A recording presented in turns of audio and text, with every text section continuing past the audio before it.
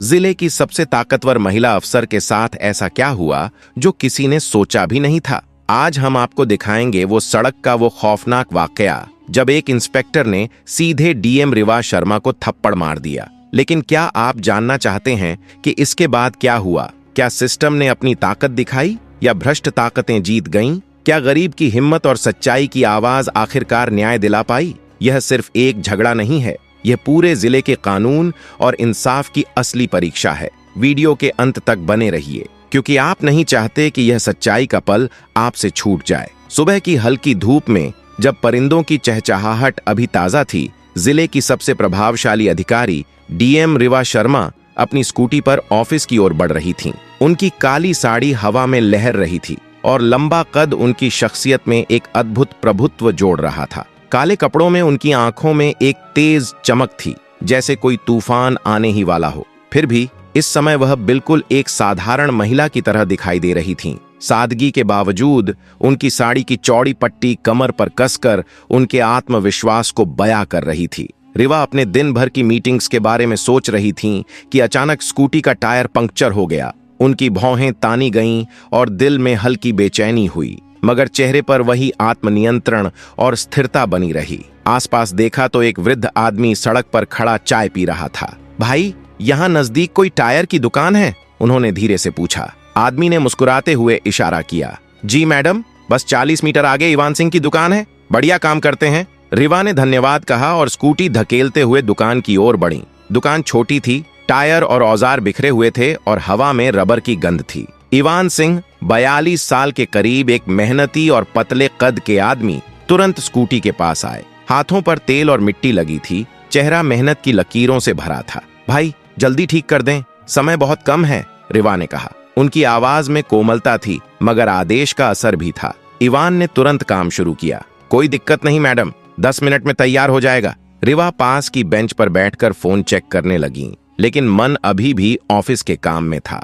तभी सड़क पर एक जीप आई और रुक गई। उसमें से इंस्पेक्टर अरविंद कुमार बाहर आए। उनका चेहरा गुस्से और जल्दबाजी से भरा था। जीप का टायर भी पंक्चर हो गया था। इवान, मेरा टायर पहले ठीक करो, मुझे थाने जाना है, बहुत अहम केस है। इवान हाथ जोड़कर बोले। साहब, मैडम पहले आई हैं, उनका काम खत्म करके आपका कर दूंगा, बस 10 मिनट। अरविंद का गुस्सा फूटने को था। 10 मिनट? मैं 10 सेकंड भी नहीं रुकूंगा, पहले मेरा, वरना देख लूंगा तुझे। मैं पुलिस हूं, समझा? आवाज सड़क पर गूंज उठी। लोग रुक गए, कुछ हंसने लगे, कुछ सर हिलाकर आगे बढ़ गए। रिवा शर्मा ने धीरे से कहा, सर, मुझे भी काम है, कृपया थोड़ी देर इंतजार करें, आपका भी जल्दी हो जाएगा। सबका काम तो होता है। उनकी काली साड़ी में छुपा आत्मविश्वास अब साफ दिखाई दे रहा था। सुनते ही इंस्पेक्टर अरविंद कुमार का गुस्सा और भड़क उठा। तुम मुझसे टकराओगी? समझती नहीं तुम मुझे? मैं थाने का इंस्पेक्टर हूँ, कहकर उसने झट से रिवा के गाल पर थप्पड़ दे मारा। थप्पड़ की आवाज हवा में फैल गई। रिवा का सिर झुक गया और गाल पर लाल स्लेटी छाप उभर आई।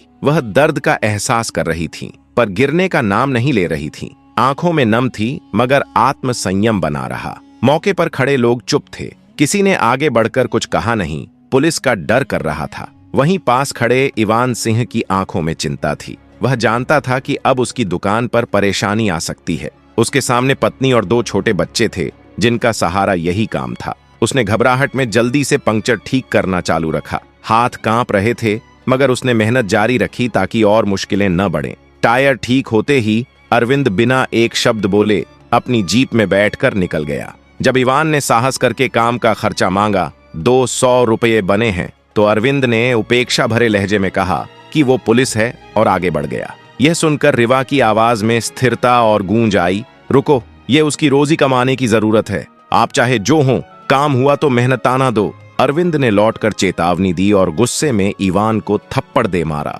इवान धराशायी होकर गिर पड़ा और उसके मुंह से खून आने लगा। लोग दर्ज कर रहे थे, कुछ ने वीडियो भी निकाला, पर हाथ आगे करके मदद करने वाला कोई नहीं था। फिर रिवा खुद उठी, इवान की मदद की और अपने पर्स से 400 रुपये निकालकर उसे थमा दिए। दोनों का पैसा एक साथ। इवान पहले इनकार कर रहा था, पर आखिरकार पैसों को स्वीकार कर लिया। उसकी आंखों में आभार के आंसू थे। उसके बाद रिवा शर्मा अपनी स्कूटी पर सवार होकर कार्यालय पहुंची। कुछ देर वह थामी रहीं, गाल अभी भी दर्द दे रहा था। फिर उन्होंने अपने फोन से आईपीएस आद्या दास मुखर्जी को कॉल कर दी, एक कड़े तेवर और असर रखने वाली अधिकारी। लंबा सीधे कद की साहसी अधिकारी जिनकी निगाहें कानून जैसी तेज थीं। आद्या दास मुखर्जी जिले की सबसे निडर और ईमानदार अफसरों में शुमार थीं, जिन्होंने भ्रष्ट अधिकारियों को न केवल बेनकाब किया बल्कि सजा दिलवाना भी सिखा दिया था। रिवा ने घटनाक्रम एक एक करके बताई। फोन पर सुनते ही आद्या की आवाज में एक कड़कपन और हल्की सी कांपाहट आई। यह तो गंभीर बात है, हमारे जिले में ऐसे घटनाक्रम बर्दाश्त नहीं होंगे, मैं आज ही सख्त कार्रवाई करूंगी। उन्होंने वादा किया कि रिवा को पूरा साथ मिलेगा और जो भी सजा देनी होगी उसके लिए सबूत जुटवाने में मदद करेंगे। फोन कटते ही आद्या थाने की ओर निकल पड़ी। थाना एक पुरानी जर्जर इमारत था, दीवारों पर रंग उतर चुका था और हवा में सिगरेट की बू घुली थी। अंदर दाखिल होते ही अरविंद कुमार कुर्सी पर पैर टिकाकर बैठा मिला, जैसे कोई गुंडा कार्यालय में बैठा हो, अफसर न होकर। सामने एक छोटा पंखा घूम रहा था और वह आराम से चाय की घूंट ले रहा था। आद्या का कदम जैसे ही भीतर पड़ा, वह चौंक कर खड़ा हुआ और हकलाते हुए बोला, नमस्ते मैडम, आप यहाँ किस सिलसिले में? आद्या ने उसे ठंडी कठोर दृष्टि से घूरा और सख्त लहजे में कहा, बहुत बड़ा मामला है। तुम्हारे खिलाफ शिकायत आई है कि कल तुमने सड़क पर एक गरीब पंचर वाले को मारा, उसका मेहनताना छीना और जिले की डीएम रिवा शर्मा पर हाथ उठाया। मैं यहाँ तहकीकात के लिए आई हूँ, बताओ तुम्हारा बयान क्या है? ये सवाल सुनते ही अरविंद के तेवर बदल गए, चेहरा सफेद पड़ गया और हाथ कांपने लगे। वह झुकते हुए बीमार सूरत में बहाने बनाने लगा। मैडम, मुझे नहीं पता था कि वो डीएम है, मैंने साधारण औरत समझकर गलती कर दी, माफ कर दीजिए। वह गिरते गिरते रुक गया, मानो घुटनों पर बैठने ही वाला हो। आद्या ने कटाक्ष करते हुए कहा, माफी इससे काम नहीं चलेगा, तुमने वर्दी का गलत इस्तेमाल किया है और कानून तोड़ा है। कल सुबह बड़े हॉल में प्रेस कॉन्फ्रेंस रखी गई है, तुम वहां हाजिर रहोगे और जो फैसला होगा उसे मानना होगा। तुम्हारे बचने की गुंजाइश कम है। यह सुनकर अरविंद का पसीना छलकने लगा। रात भर नींद उससे दूर रही। घर पर झगड़े हुए, चिंता बढ़ी और मीटिंग की तैयारियां तेज हो गईं। वहीं रिवा शर्मा अपने कार्यालय में बैठी थीं। स्याह साड़ी अभी भी पहनी हुई थी, जो अब उनके संघर्ष की निशानी बन चुकी थी। उन्होंने तुरंत इवान सिंह को फोन किया और कहा, भाई कल मीटिंग में आना, तुम्हारी गवाही चाहिए। इवान घबरा उठा, मैडम मैं कौन सी बड़ी सभा में कैसे खड़ा हो जाऊं? पर रिवा ने उसे शांत करते हुए कहा, डरना मत, मैं तुम्हारे साथ खड़ी रहूंगी। दूसरी ओर अरविंद ने अपने पुराने साथी एक सीनियर इंस्पेक्टर को फोन कर मदद मांगी। यार बचा लो मुझे, ये सब मेरी नौकरी छीनने की साजिश है। उसका साथी हंसते हुए बोला कि कुछ लोगों से देखा समझा कर देता हूं। पर अरविंद यह नहीं जानता था कि आद्या दास मुखर्जी पहले ही उसकी कॉल्स ट्रेस कर चुकी थीं। उनका काम करते हुए एक छोटी सी गुत्थी खुलने की उम्मीद जगी थी। कोई नेटवर्क, कोई संगठित साजिश लग रही थी। आद्या ने रिवा को बताया, यह अकेला मामला नहीं लगता, नेटवर्क का संकेत मिल रहा है, कल सब कुछ बेनकाब हो जाएगा। यह सुनकर रिवा की आंखों में और भी तेज चमक आ गई। निश्चय और उम्मीद दोनों साथ थे। ठीक है, इंसाफ मुकम्मल होगा। यही सोचकर रात भर दोनों अफसर कागजात तैयार करती रहीं। मीडिया को आमंत्रण भेजा गया और जनता को संदेश दिया गया कि कल जिले में कानून की जीत देखने को मिलेगी। सोशल मीडिया पर वीडियोस वायरल हो रही थीं, हल्ला तेज हो रहा था और हर किसी की नजरें उस अगली सुबह पर टिक गईं। जिले के सबसे बड़े मीटिंग हॉल के बाहर मीडिया का तांता लग चुका था। कैमरे, माइक और पत्रकारों की हलचल में सिर्फ एक ही सवाल गूंज रहा था, इंस्पेक्टर ने डीएम को थप्पड़ मारा, गरीब को भी, अब क्या होगा? कुछ हद तक विरोध भी दिखा। गरीब मजदूर हाथों में तख्ती लिए स्लोगन लगा रहे थे, पुलिस हमारी दोस्त, दुश्मन नहीं। हॉल के अंदर रिवा शर्मा अपनी काली साड़ी में बैठी थीं। उनका व्यक्तित्व अब मूर्ति कला सा प्रतीत हो रहा था, निडर, अडिग और न्याय के लिए अडिग। बाईं ओर आद्या दास मुखर्जी, जिनकी निगाहें तलवार की धार जैसी तेज थीं, बैठी थीं। दाईं ओर एसडीएम अर्जुन कुमार चुपचाप नोट्स लिख रहे थे।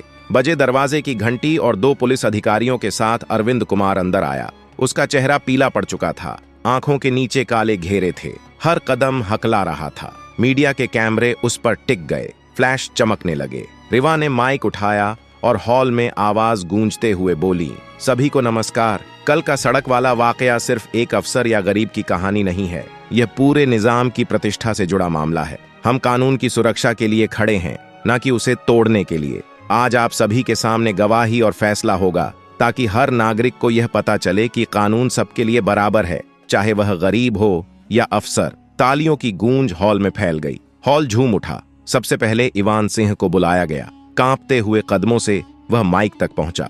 थप्पड़ का निशान अभी भी ताजा था। हाथ जोड़कर सबको नमस्ते किया। आद्या ने गंभीर स्वर में पूछा, भाई कल सड़क पर क्या हुआ था, विस्तार से बताओ। इवान की आवाज हल्की सी कांप रही थी, लेकिन उसने हिम्मत जुटाई। मैडम, मैं एक गरीब आदमी हूँ, रोज अपनी मेहनत से चलता हूँ। कल डीएम साहिबा की स्कूटी का पंक्चर ठीक कर रहा था कि इंस्पेक्टर साहब आए। उन्होंने मुझसे कहा कि उनका काम पहले पूरा करो। मैंने विनती की कि 10 मिनट रुको, लेकिन उन्होंने जबरदस्ती किया। रिवा शर्मा ने कहा कि सबका बराबर हक है। फिर गुस्से में उन्होंने डीएम को थप्पड़ मार दिया और मुझे भी मारा। पैसे देने से मना कर दिया। मेरा परिवार भूखा रह गया। उसकी आवाज थकान और दर्द से भर गई। आंखों से आंसू गिर पड़े। हॉल सन्नाटे में डूब गया। मीडिया के कैमरे हर जज्बाती लम्हे को कैप्चर कर रहे थे। बाहर से आवाम की आवाजें उठीं, हाय हाय, शर्म करो अरविंद। फिर रिवा शर्मा ने अपना बयान दिया। उनकी आवाज में दर्द और ताकत का मिश्रण था। मैंने देखा कि उसने न सिर्फ गरीब का हक छीना,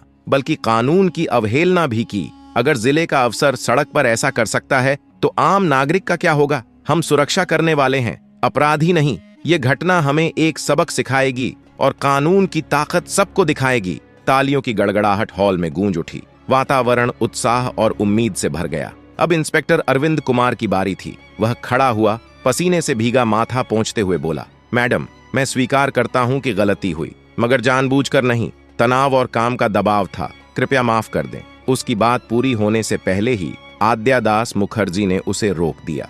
उनकी आवाज में कठोरता थी। बस बहाने बंद करो। तनाव सबको होता है, मगर इसका मतलब ये नहीं कि गरीब को पीटा जाए, अफसर को थप्पड़ मारा जाए और मेहनताना हड़पा जाए। तुमने वर्दी का सम्मान नहीं किया। वर्दी सेवा के लिए है, गुंडागर्दी के लिए नहीं। जोर जोर से आवाम की आवाजें उठीं। ऐसे अफसरों को बर्दाश्त नहीं। गरीब का खून ना बहाओ। आद्या ने माइक कसकर पकड़ा और हॉल में ऐलान किया, इंस्पेक्टर अरविंद कुमार, तुम्हारे खिलाफ सबूत मौजूद हैं। डीएम रिवा शर्मा की गवाही, इवान सिंह का बयान और रिकॉर्डेड वीडियो। अब विभाग की जांच शुरू होगी। दोषी पाए जाने पर बर्खास्तगी, जुर्माना और मुकदमा तय है। कानून से बड़ा कोई नहीं। हॉल तालियों और जस्टिस जस्टिस के नारों से गूंज उठा। इवान सिंह की आंखों में राहत और आभार के आंसू थे। उसने हाथ जोड़कर कहा, शुक्रिया मैडम, आपने मेरा हक वापस दिलाया। रिवा शर्मा ने उसके कंधे पर हाथ रखा। उनकी काली साड़ी अब केवल एक पोशाक नहीं थी, ये फतह, साहस और इंसाफ की प्रतिमा बन गई थी।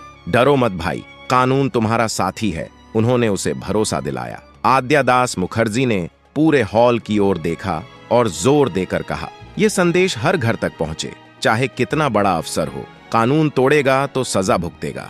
यही दिन जिले में न्याय की नई सुबह लेकर आया। रिवा शर्मा की स्याह साड़ी अब सिर्फ कपड़ा नहीं रह गई थी, ये ताकत, धैर्य और निष्पक्षता की जीती जागती तस्वीर बन गई। मीडिया की हेडलाइन बन गई। सड़क से न्याय तक का यह सफर सबके लिए एक सबक बन गया। अरविंद घर लौटा, लेकिन अब उसकी वर्दी सिर्फ एक याद बन चुकी थी। अगर आपको यह वीडियो पसंद आया हो तो लाइक जरूर करें, शेयर करें और हाँ, सब्सक्राइब करना मत भूलिए।